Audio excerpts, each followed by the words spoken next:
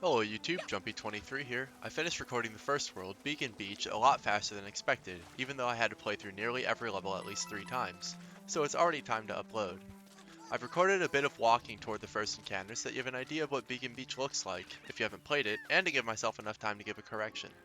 While working on the LTC, I realized that random encounters are actually very similar to other side quest fixed encounters, so-called Planet Coin missions, because that's the reward, instead of main or spark missions.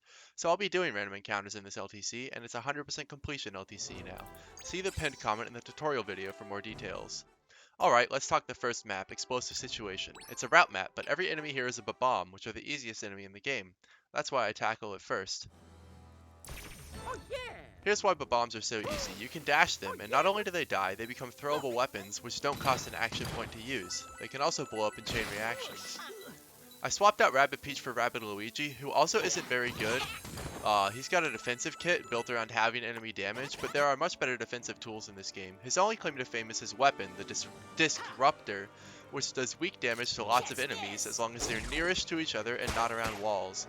With all of these caveats, even that is rarely relevant, but it is here.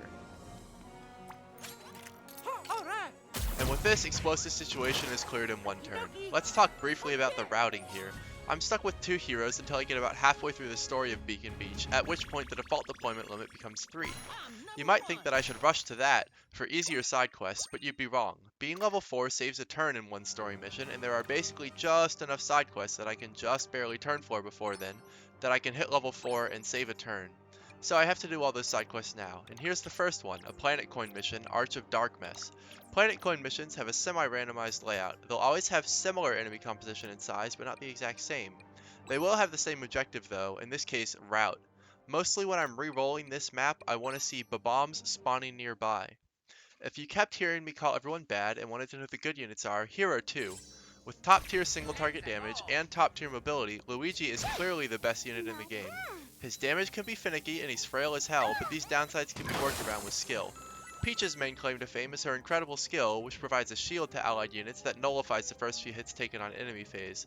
That won't come into play here, but she still has high tier mobility and okay damage. Sorry about all this stuttering setting up team jumps. Because Planet Coin missions are randomized, they're not as rehearsed as my FE8 LTCs were. I genuinely didn't realize for my entire first playthrough that you can team jump while holding a bomb. It just doesn't make sense, but apparently it works. Annoyingly, I do need Luigi to hit here through a partial cover on this map. But I didn't care enough to re-randomize again, I just brute forced to 50% and I got it on my 3rd try. Just like Mario, Luigi has an Overwatch skill, Steely Gaze. However, Luigi hits harder than Mario and has better range, so Steely Gaze is really freaking good.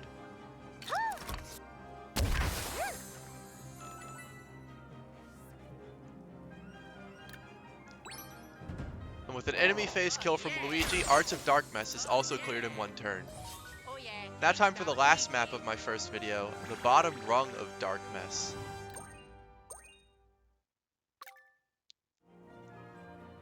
And here we'll get to meet another great character, Rabbid Mario. He has the strongest multi-target damage in the game, ignores cover entirely, and has decent mobility, but his range is pretty poor. This map's objective is defeat 8, mostly Stooges, and I'm going to have to rig it so that Rabbid Mario can hit a ton of enemies with his attack, because nobody else can hit Stooges with area of effect for hard enough.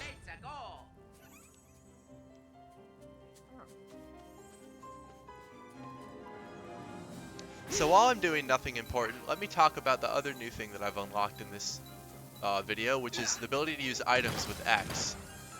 Items cost an action point, and they cost money, but they're still pretty good, and especially the money cost is irrelevant, because money in this game doesn't matter. However, I don't use any in this video, but you'll start seeing them, I believe, in the next. The other annoying thing about Rabbid Mario's attack is aiming it. He can only aim specifically at one enemy, and then the other ones just get caught in the blast. So you kind of have to just waddle around until you get the right amount of enemies in the blast. I'm trying to hit somewhere that I can hit 5, and I finally succeed. Expect me to spend a lot of time over the course of this series repositioning him to get the spread to work out right. Luigi's weapon has 3 levels of power. the highest level being furthest from the enemy. You can see, or like furthest from Luigi. You can see the 3 concentric circles on the ground while he's aiming, and that's why I'm always running him away from enemies.